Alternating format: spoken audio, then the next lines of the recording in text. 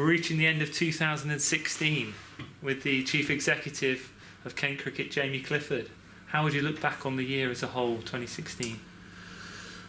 Well, it seemed a long year. I mean, you always feel that, I guess, when you get to December, but a lot's happened. I mean, we've gone through a lot this season, on and off the field.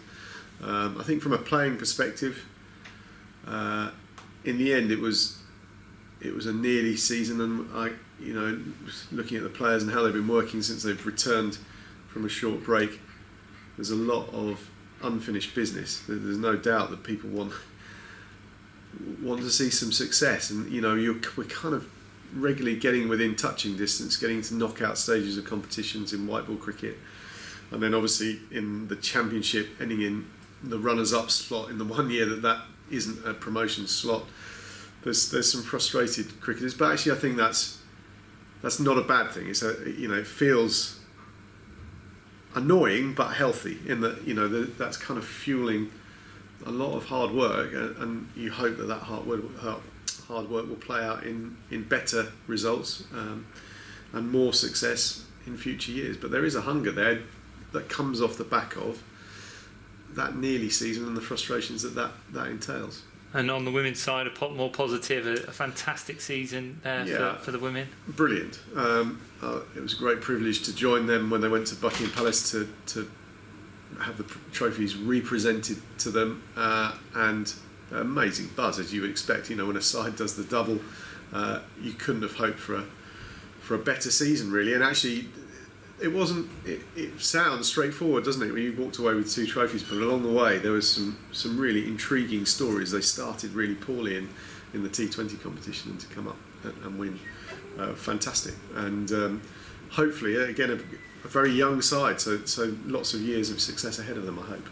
Yeah, and on both the men's and women's side, we have departures. Firstly, on the men's side, the head coach, Jimmy Adams, has left the club now. Yeah, really, really sorry to see Jimmy go. I mean, he's been with us for quite a long period of time in terms of head coach's lifespan, I guess, and really become part of the setup here at Kent, and we'll all miss him. Just a very good man, very sound to have around the place, and worked incredibly hard to create first quite a stable camp, much more stable environment than we had previously, through some quite challenging times. If you're looking back through Jimmy's time, when he arrived, we were under financial pressure off the field. The club was not in a brilliant place, and he had to work through that. And just look at the players that have come through during his time. He can take a lot of credit for that, and I'm sure he'll be watching. Well, I know he'll be watching on from afar to see what happens next in the story. But he'll have played a big part in whatever happens next, and we wish him well in life back in Jamaica. And a word, I mean, it's pretty hard to sum up the achievements of Charlotte Edwards in a nutshell, but how important was her input into Kent women's cricket? Well, it's amazing to think this, but she's been around Kent for so long. I started as an employee at Kent in 2002, and at that time I was responsible for the Kent women's teams, and she was already a legend at that stage of Kent cricket and England cricket. She very quickly established herself as being an absolute key part of everything that Kent did, and the success that followed is down in huge part to what she did on the field as a player, but more importantly, what she did as a captain. And I now have a 9-year-old daughter who instantly would recognise Lottie and would aspire to be a cricketer, probably off the back of the profile of not only Lottie but the women's game now as a whole. And she's just played a huge part in the development of women's sport in this country. Not, we look at her from a Kent cricket perspective and what she's achieved as a player and a captain, but I think when people look back on Lottie's career and her contribution to the game, one of the biggest things will be just what she's done in terms of breaking out women's team sport and raising the profile, and in women's cricket being a front runner in making sure the game turned professional for women at international level. Just a huge contribution, built on the back of being a very, very good player, and we'll miss her massively. She's an icon of Kent cricket, and we'll miss her terribly. But I mean, one of the great things is, once you've played such a huge part in the club, you will forever be remembered by our supporters, and whenever she comes to this ground or to our other grounds, she'll always be welcome with open arms. And I think particularly by her teammates who'll miss her hugely.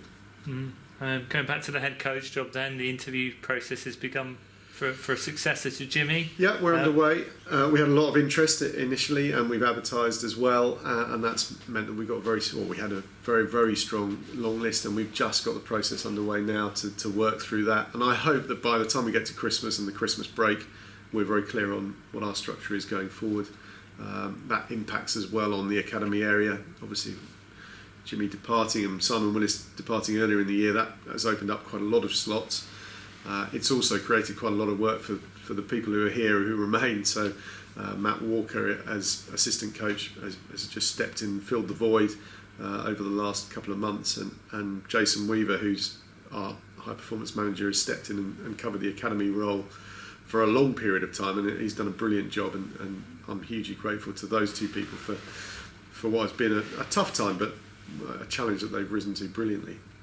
Yes, and going back to the ECB news, the end of the season, we were second position, unfortunately. In the 1 year, we had one promotion spot up for grabs, and then the situation with Durham's demotion through financial problems, and there was a bit of conjecture there as to what the process should be, as to who would go up and who would stay up in the end. It was a tough... Essex, of course, these situations always throw themselves up, but Essex, who won Division 2, received the trophy here on our ground, which was tough to take when we were in the runners-up spot in the 1 year that the runners-up spot wasn't live as a promotion spot. And then obviously the news about Durham followed, and we weren't happy. I mean, there was no secret we weren't happy with that as an outcome, and the decision not to revert to the 2-up principle, and we challenged ECB on that, and we remain unhappy with how that came out, but we respect the fact that for 2017 we're going to be in Division 2, and accept that is an outcome. We're going to work with ECB to make sure that these kind of issues don't occur in the future, and I guess we should be thankful for the efforts that ECB board directors went to with us to explain the process and how things came out, and it won't change the fact we're disappointed with the outcome, but we accept it, and we now need to move on. And from a playing point of view, I've expressed our frustration from just a playing point of view, but if you add that scenario to it as well, we're pretty determined to make sure that come the end of the 2017 season, there's absolutely no doubt about who's going into Division 1, and we want to make sure that's a Kent side.